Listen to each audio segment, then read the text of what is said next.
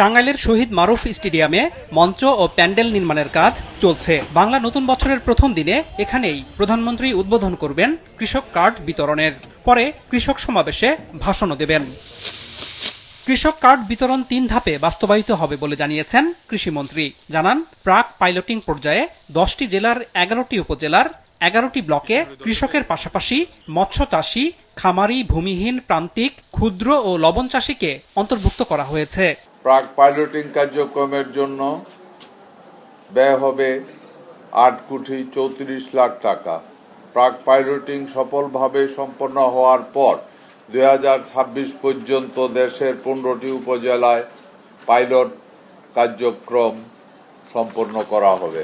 পাইলটের অভিজ্ঞতা আলোকে আগামী 4 বছরে সারা দেশে এই কার্ড বিতরণ ও ডাটাবেস তৈরির কাজ পর্যায়ক্রমে সম্পন্ন করার পরিকল্পনা রয়েছে। কৃষক কার্ডটি হবে একটি banking debit card.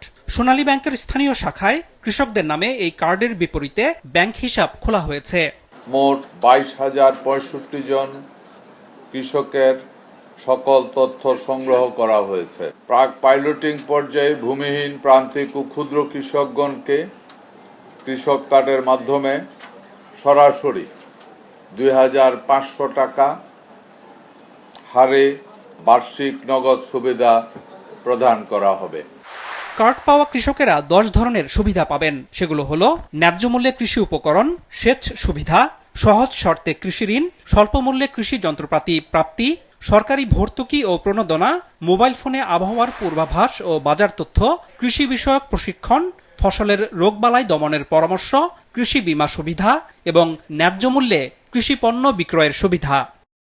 Anwar Hossain, মাছরাঙা সংবাদ, ঢাকা।